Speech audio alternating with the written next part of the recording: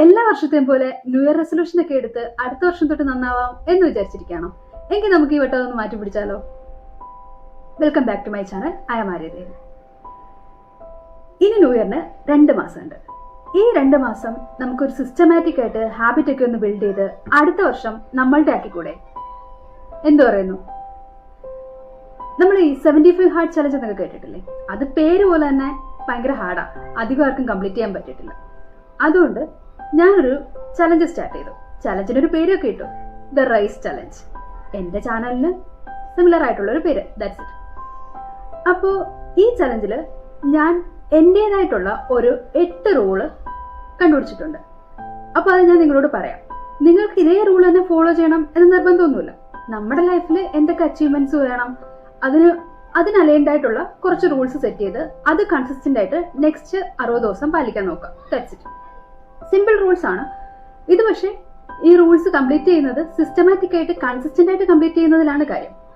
അതുകൊണ്ട് ഞാൻ വിചാരിക്കുന്നു ഞാനിത് ഡോക്യുമെന്റ് ചെയ്യാം. അപ്പോൾ ഡോക്യുമെന്റ് ചെയ്യാൻ വേണ്ടിയിട്ടെങ്കിലും ആ ഒരു കൺസിസ്റ്റൻസി നിലനിർത്തുമല്ലോ എന്ന്. അങ്ങനെയാണ്, ആ ഒരു തൊട്ടിന്റെ പുറത്താണ് ഈ വീഡിയോ ചെയ്യുന്നത്. അപ്പൊ എന്തൊക്കെയാണ് എന്റെ റൂൾസ് എന്ന് പറയാം. റൂൾ നമ്പർ 1, ഒരേ സമയത്ത് ഉറങ്ങി ഒരേ സമയത്ത് എണീക്കാം. ഞാൻ നേരത്തെ ഉറങ്ങുന്ന ഒരാളാണ്. 9:30 ഉറങ്ങും, 6 മണിക്ക് എണീക്കാമെന്ന് വിചാരിക്കുന്നു. പക്ഷെ ഇപ്പൊ ലേറ്റ് ആയിട്ടൊക്കെയാണ് എണീക്കുന്നത്. അത്ര കറക്റ്റ് ആയിട്ട് ഫോളോ ചെയ്യാറില്ല. നാളെ മുതൽ ഞാൻ ഡെയിലി 6 മണിക്ക് എണീക്കാമെന്ന് തീരുമാനിച്ചു. അപ്പൊ ഒരേ സമയത്ത് ഉറങ്ങി ഒരേ സമയത്ത് എണീക്കുന്നു. അത് നിങ്ങൾക്ക് രീതിയിൽ മാറ്റം വരുത്താൻ കേട്ടോ. കാരണം നമ്മളുടെ ബയോട്ടിക് ക്ലോക്കിൽ അത് രജിസ്റ്റർ ആവുകയും നമ്മുടെ അതൊരു ശീലമായിട്ട് മാറുകയും ചെയ്യും. നമ്മൾ ഒരേ സമയത്ത് ഉറങ്ങി ഒരേ സമയത്ത് എണീക്കാം. Rule number 2, 20 minute exercise. ഞാൻ യോഗയും സൂര്യ നമസ്കാരം ഒക്കെയാണ് ചെയ്യുന്നത്. അത് തന്നെ 20 മിനിറ്റ് കണ്ടിന്യൂ ചെയ്യാം. ഇപ്പൊ റെഗുലർ ആയിട്ട് ചെയ്യാറില്ല, വീക്ക്ലി 3 to 4 ടൈംസേ ചെയ്യാറുള്ളൂ. അതിനെ റെഗുലർ ആക്കണം. ഒരു 20 മിനിറ്റ്സ് യോഗ ചെയ്യാം. ഇനി ഒരു 10 മിനിറ്റ് മെഡിറ്റേഷൻ. 10 മിനിറ്റ് മെഡിറ്റേഷൻ എന്ന് പറയുമ്പോൾ ഞാൻ ചെയ്യുന്നത് ലൈറ്റ് ചാനലിംഗ് മെഡിറ്റേഷൻ ആണ്. നിങ്ങൾക്ക് നിങ്ങളുടെ ഇഷ്ടമുള്ള മെഡിറ്റേഷൻ ചെയ്യാം. ഒന്നുമില്ലെങ്കിലും കണ്ണടച്ച് ശ്വാസത്തിൽ ശ്രദ്ധിച്ചിരിക്കാം. അത് തന്നെ ഭയങ്കര റിലാക്സ്ഡ് ആയിട്ടുള്ള ഒരു പ്രോസസ് ആണ്. നമ്മുടെ സ്ട്രെസ് ലെവൽ കുറയ്ക്കാനും മോർണിംഗിലും ഒരു മെഡിറ്റേഷൻ മസ്റ്റാണ്. അത് ചെയ്ത് ഒരു കണ്ടിന്യൂസ് ഒരു 10 ദിവസം ചെയ്യുമ്പോൾ നമുക്ക് അതിന്റെ ഡിഫറൻസ് ഫീൽ ചെയ്യും. ഇനി റൂൾ നമ്പർ 4, ജേർണലിംഗ്.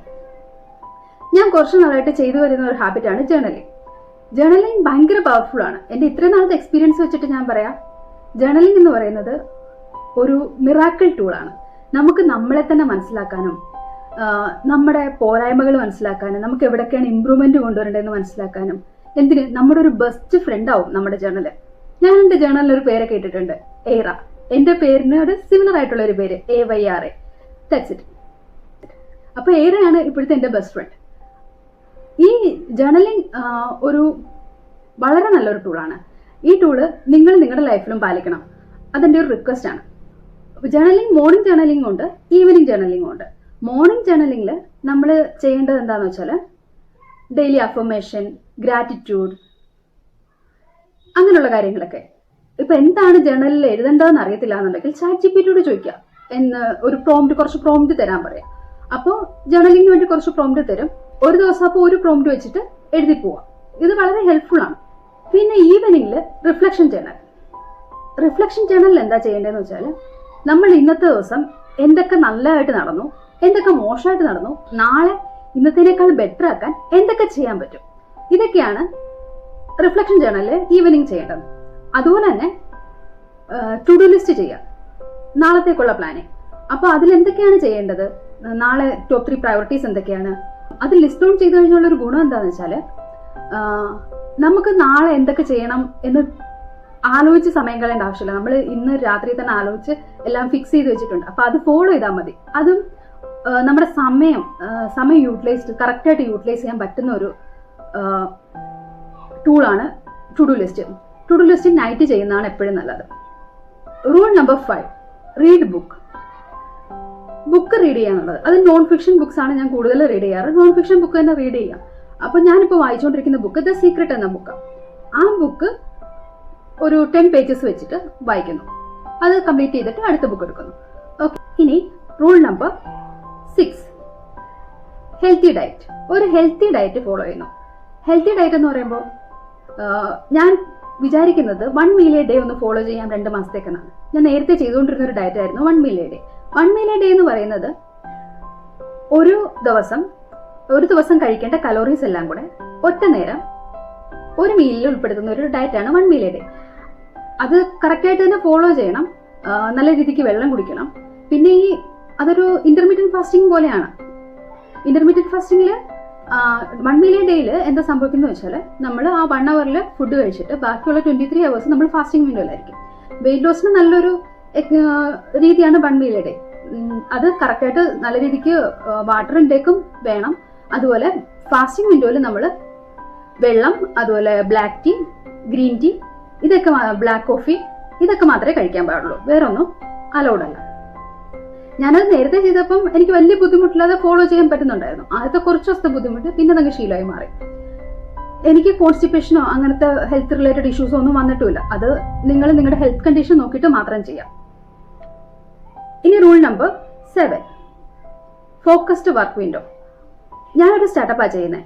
അപ്പോൾ സ്റ്റാർട്ടപ്പിൽ രാവിലെ 10:30 മുതൽ വൈകുന്നേരം 5 മണി വരെ അതിനു വേണ്ടിയിട്ടുള്ള വർക്കിൽ ഫോക്കസ് ചെയ്യുന്നു. ഇനി റൂൾ നമ്പർ 8. റൂൾ നമ്പർ 8, രാത്രി കടക്കുന്നതിന് 1 മണിക്കൂർ മുന്നേ ഞാൻ ഫോൺ എയർപ്ലെയിൻ മോഡ് ഇട്ടിട്ട് രാവിലെ എണീറ്റ് 1 മണിക്കൂറിന് ശേഷം മാത്രമേ ഫോൺ എയർപ്ലെയിൻ മോഡിൽ നിന്ന് മാറ്റത്തുള്ളൂ. ഇതെന്തിനാ ചെയ്യുന്നതെന്ന് വെച്ചാൽ നമ്മുടെ ഡേ പ്രൊഡക്റ്റീവ് ആക്കാൻ വേണ്ടിയിട്ടാണ്. നമ്മൾ രാവിലെ എണീറ്റ് ഫോൺ നോക്കി ഫോൺ സ്ക്രോൾ ചെയ്ത് എന്താ പറയുക, റീൽസും നോട്ടിഫിക്കേഷൻസും അങ്ങനെയൊക്കെ നോക്കിക്കഴിഞ്ഞാൽ നമ്മുടെ ഡേ സ്ട്രെസ്ഡ് ഔട്ട് ആയിട്ടായിരിക്കും തുടങ്ങുന്നത്. അത് നമ്മളെ ഭയങ്കരമായിട്ട് നമ്മുടെ പ്രൊഡക്ടിവിറ്റിനെ അഫക്റ്റ് ചെയ്യും. അതുകൊണ്ട് 1 അവറിൽ ഫസ്റ്റ് 1 അവറിലായിരിക്കും ഞാൻ എൻ്റെ മെഡിറ്റേഷനും യോഗയും ജേർണലിങ്ങും ഒക്കെ ചെയ്യുന്നത്. അതിനുശേഷം മാത്രമായിരിക്കും ഞാൻ ഫോൺ എടുക്കുക. അതുപോലെ നൈറ്റ് ഉറങ്ങുന്നതിന് മുന്നേ ഒരു 1 അവർ മുന്നേ ഞാൻ ഫോൺ എയർപ്ലെയിൻ മോഡ് ഇട്ടിട്ട് ബുക്ക് റീഡ് ചെയ്യും. ബുക്ക് റീഡിങ് ആ സമയത്തായിരിക്കും ചെയ്യാം. അപ്പം ഞാൻ ഈ പറഞ്ഞ 8 കാര്യങ്ങൾക്കും എനിക്കൊരു ടൈം വിൻഡോ ഉണ്ട്. ഇന്ന സമയത്ത് ഇത് കംപ്ലീറ്റ് ചെയ്യണം എന്നുള്ളത്. അപ്പോൾ ആ സമയത്ത് തന്നെ കംപ്ലീറ്റ് ചെയ്യാൻ എന്നെ കൊണ്ട് പറ്റും. ഇനി നിങ്ങളും ഞാൻ ഈ പറഞ്ഞ റൂൾസ് തന്നെ ഫോളോ ചെയ്യണം എന്നൊന്നുമില്ല. നിങ്ങൾ ഈ ചലഞ്ചിൽ ഭാഗമാവുക, നിങ്ങളുടേതായ കുറച്ച് റൂൾസ് ഉണ്ടാക്കുക, അത് ഫോളോ ചെയ്യുക. ഇനിയുള്ള 60 ദിവസം, ആ 60 ദിവസം കൊണ്ട് നമ്മുടെ ലൈഫിൽ ഒരു നല്ല ചേഞ്ച് ഉണ്ടാക്കിയെടുക്കാം. ന്യൂ ഇയറിന് വേണ്ടി വെയിറ്റ് ചെയ്യേണ്ട ആവശ്യമുണ്ടോ? ഇല്ല. ന്യൂ ഇയറിന് വേണ്ടി വെയിറ്റ് ചെയ്യാതെ നമ്മൾ ഇപ്പോഴേ സ്റ്റാർട്ട് ചെയ്യുക. നെക്സ്റ്റ് ഇയർ നമ്മുടേതായിരിക്കും തീർച്ച. അപ്പോൾ എങ്ങനെയാ ചെയ്യല്ലേ? ബൈ.